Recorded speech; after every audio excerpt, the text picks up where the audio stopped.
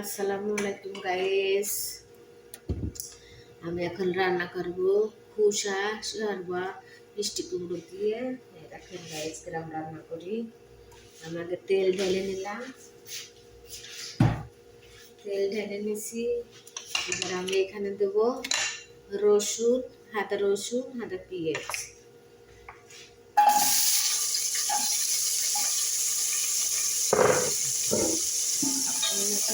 মিষ্টি কুমড়ো আর আলু রান্না করবো।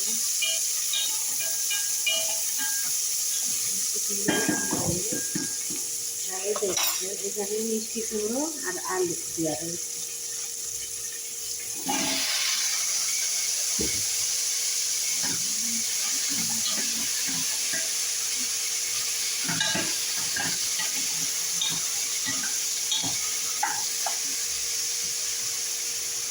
হলো 3 গ্লাস ওয়াট,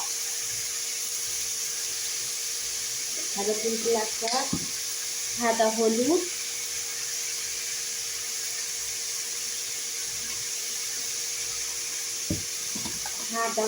সাদা সব রকমের মশলা গাইস।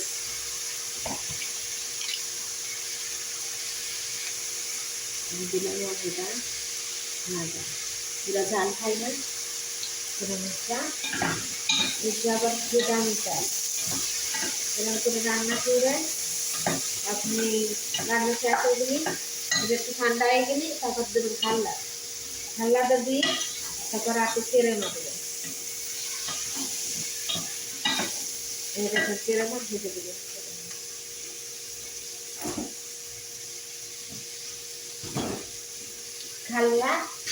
খাল্লাটা দিয়ে হেঁটে দেবেন কেড়ে মাছ ধোয়া।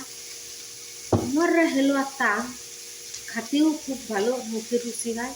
এখানে আবার লেবুন দেবেন, চিপে লেবুন দিয়ে হালকা করে তারপর খাবেন। মররা হেলো খাওয়া মুখে রুচির জন্য। আমি যেটা মাঝে দিলাম ওয়াহিটা, আর এটা হলুদ, সাদা 3 গ্লাস জল, হালকা ফিরফির মানে ঝাল, হালকা ঝাল ঝাল। এখানে আমি নাড়াচাড়া করে এটাকে আবার ঠান্ডা খেতে দিই।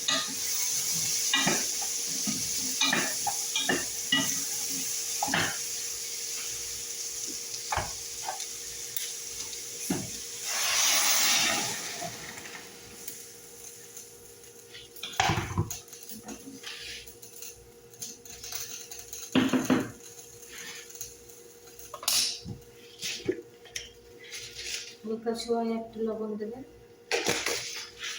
গ্লাস গাইস এইভাবে করে রান্না করে খাবেন।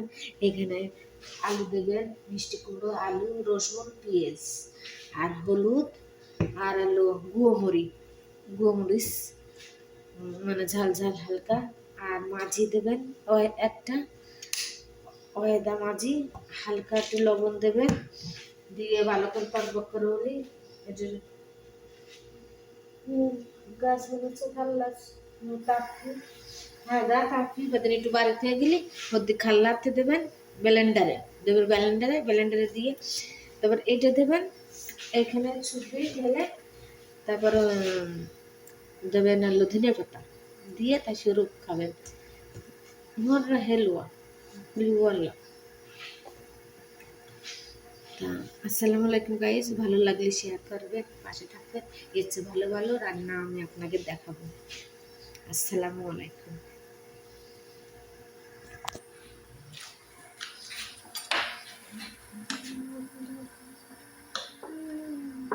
দেখেন গাইস, দেখছেন এরকম করে রান্না করবেন। এখানে ঝাল ছাড়াই আমি রান্না করেছি, কাটতে দিচ্ছি। আর এটা সরবা ভেড়ার গোশ দিয়ে রান্না করেছি আমি। ভেড়ার গোশ দিয়ে এখানে রসুন, পেঁয়াজ, তারপরে টমেটো, হালকা হালকা সয়া মশলা দিচ্ছি, দিয়ে তা রান্না করেছি। এটা খালি খিদা মেটে সারাদিন রোজা থেকে বুঝছেন মুখে রুচি হয় না, এটা খালি আবার মুখে রুচি হয়। ভালো থাকবেন, সুস্থ থাকবেন। আসসালামু আলাইকুম।